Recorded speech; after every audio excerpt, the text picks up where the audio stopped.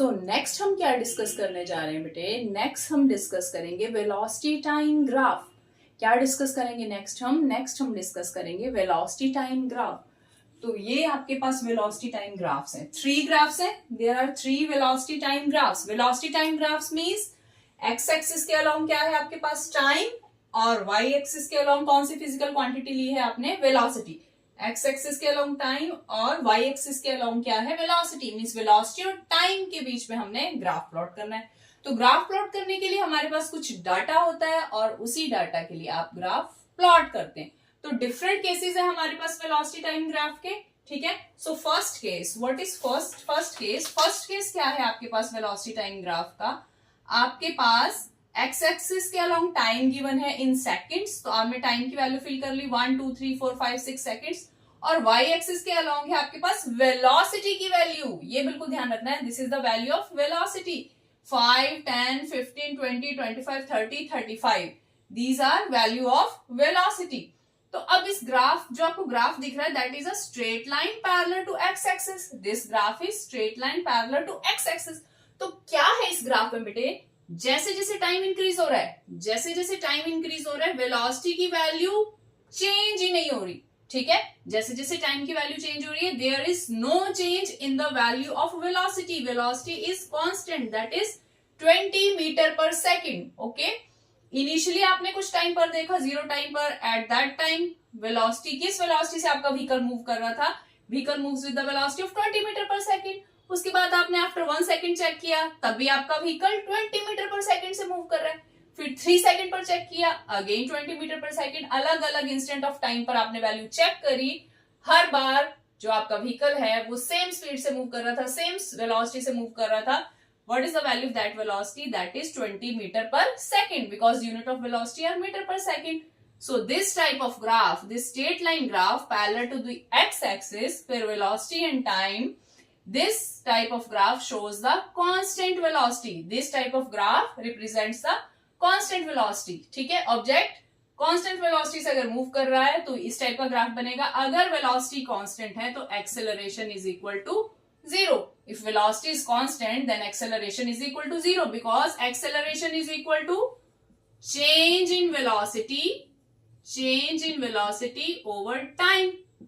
If your velocity is constant, अगर velocity constant है तो change in velocity 0 आएगा, that's why acceleration is equal to 0. अब next वाला केस देख सकते हो आप बेटे।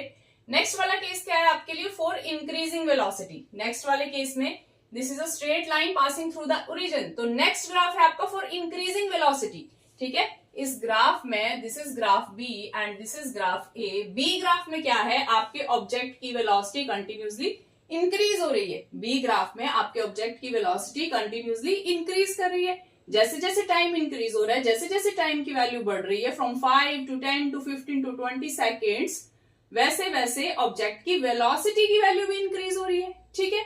जो 5 सेकंड्स पर आपने चेक किया, वेलोसिटी थी 2.5 मीटर पर सेकंड। 10 सेकंड्स पर चेक किया, वेलोसिटी 5 मीटर पर सेकंड।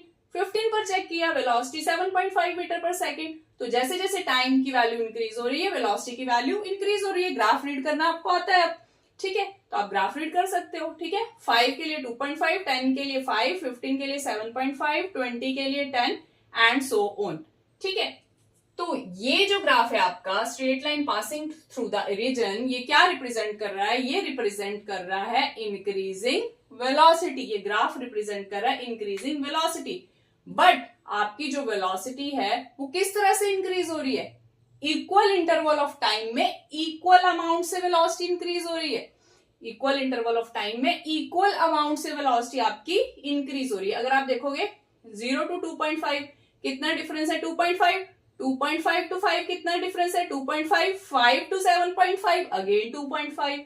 7.5 to 10 2.5। मींस कितना डिफरेंस है आपके पास यहाँ पर? हर एक वेलोसिटी जो आपका इंटरवल है, वेलोसिटी का जो गैप है वो 2.5 मीटर पर सेकेंड का है।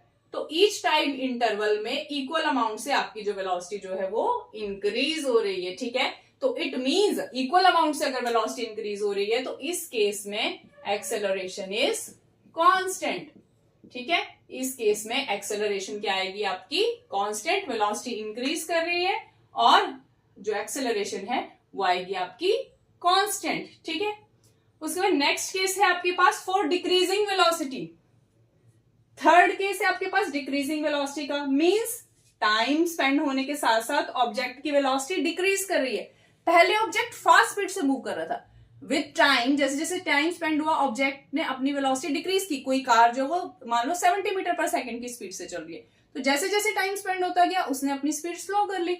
तो इसीलिए जब टाइम 0 है इनिशियली, उस टाइम पर चेक किया कि आपकी कार किस वेलोसिटी से चल रही है। आपने कोई टाइम माना है 0 टाइम की, यहां से चेक करना मैं स्टार्ट करूंगा। उस टाइम पर ऑलरेडी आपकी जो कार है या कोई भी व्हीकल है वो 15 मीटर पर सेकंड की स्पीड से चल रही है। फिर आपने आफ्टर 5 सेकंड्स चेक किया तो 12.5 मीटर पर सेकंड डिक्रीज हो गया। फिर 10 सेकंड पर चेक किया तो 10 मीटर पर सेकंड की स्पीड से चल रही थी। 15 सेकंड पर चेक किया तो 7.5 मीटर की स्पीड से चल रही थी। फिर 20 सेकंड बाद चेक किया तो 5 मीटर पर सेकंड की स्पीड से चल रही है। तो टाइम के साथ साथ व्हीकल ने अपनी वेलोसिटी कम कर ली, आपका व्हीकल स्लो हो रहा है, ठीक है। अब अगर व्हीकल अपनी वेलोसिटी कम करता है, डिक्रीज करता है, तो उस केस में आपके पास किस टाइप की एक्सेलरेशन आती है? नेगेटिव एक्सेलरेशन, ठीक है। उस केस में किस टाइप की एक्सेलरेशन आएगी हमारे पास? Negative acceleration. तो यहां पर एक्सेलरेशन आपकी कांस्टेंट तो है, acceleration is constant but negative, acceleration is constant but negative आएगी इस केस में, क्योंकि एक्सेलरेशन की डायरेक्शन क्या आएगी? Opposite to the direction of velocity. ये सारी चीजें मैं आपको ऑलरेडी समझा चुकी हूं। तो इसके बाद नेक्स्ट हम क्या डिस्कस करेंगे बेटे? How to find the value of acceleration from the velocity time graph. Velocity time graph की हेल्प से हम एक्सेलरेशन की वैल्यू कैसे फाइंड आउट कर सकते हैं, वो इस ग्राफ की हेल्प से हम फाइंड करेंगे। और नेक्स्ट हम डिस्कस करेंगे area under velocity time graph gives us the value of which physical quantity. अगर area under velocity time graph अगर हम फाइंड आउट करते हैं तो उससे हमारे पास एक फिजिकल क्वांटिटी की वैल्यू आती है। अगर आपको पता है तो आप बता सकते हो। उस फिजिकल क्वांटिटी की वैल्यू को हम